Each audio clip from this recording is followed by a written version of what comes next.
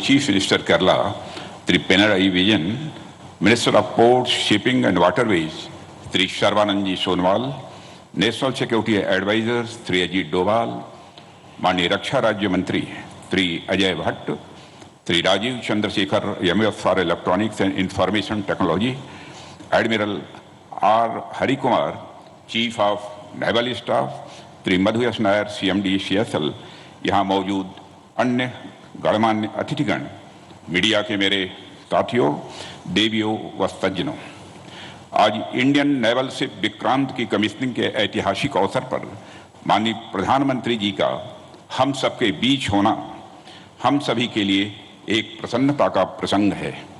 अपने busy schedule में से समय निकालकर आपने यहाँ अपनी गरिमामयी उपस्थिति प्रदान की है। मैं आपका हार्दिक स्वागत और अभिनंदन करता हूँ। अमृतकाल के प्रारंभ में INS विक्रांत की कमीशनिंग अगले 25 वर्षों में राष्ट्र की सुरक्षा के हमारे मजबूत संकल्प को दोहराती है।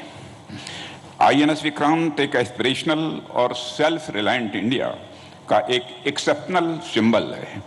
यह एक आइकन है राष्ट्र के गौरव का, राष्ट्र की शक्ति का और राष्ट्र के संकल्प का। इसकी कमीशनिंग इंडिजिनस वारशिप और कंस्ट्रक्शन की राह में एक अनप्रेसिडेंटेड अचीवमेंट है। जैसा कि आप सभी नेवी के ट्रेडिशन से अच्छी तरह अवगत हैं, ओल्ड शिप्स नेवर डाई।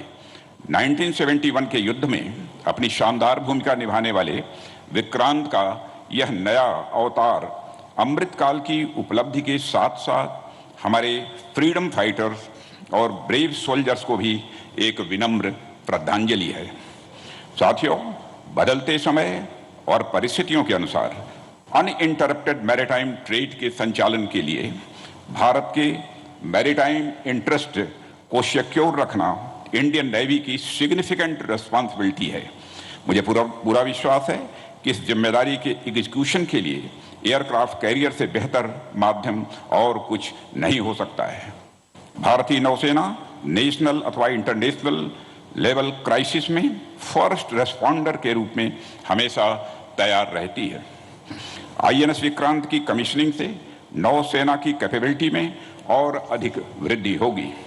मित्रों, INS विक्रांत की कमीशनिंग इस बात की पुष्टि है कि आत्मनिर्भर भारत का हमारा प्रयास कोई आइसोलेटेड पॉलिसी नहीं है। यह माननीय प्रधानमंत्री जी के नेतृत्व में भारत में हो रहे विशाल ट्रांसफॉर्मेटिव चेंजेस का एक महत्वपूर्ण हिस्सा है। इस विशाल लक्ष्य को प्राप्त करने के लिए सरकार ने health, education, agriculture, trade, transport, communication आदि समस्त क्षेत्रों में पाथ ब्रेकिंग चेंजेस किए हैं। डिफेंस सेक्टर की बात करें तो सरकार ने defence production policy and export promotion policy में सुधार किए हैं। डिफेंस सेक्टर में FDI की लिमिट को बढ़ाया है और डिफेंस इंडस्ट्रियल कॉरिडोर्स डेवलप करने जैसे महत्वपूर्ण प्रयास किए हैं। इसके साथ इस वर्ष कैपिटल एक्विजिशन बजट का 68% यानी लगभग 85,000 करोड़ रुपए डोमेस्टिक इंडस्ट्री के लिए निर्धारित किया जाना, आर्म फोर्सेस और DPSU द्वारा इंपोर्ट्स को मिनिमाइज करने के लिए 3 पॉजिटिव इंडिजनाइजेशन लिस्ट जारी किया जाना भी डिफेंस सेक्टर में आत्मनिर्भरता की ओर उठाए गए ये हमारे महत्वपूर्ण कदम हैं।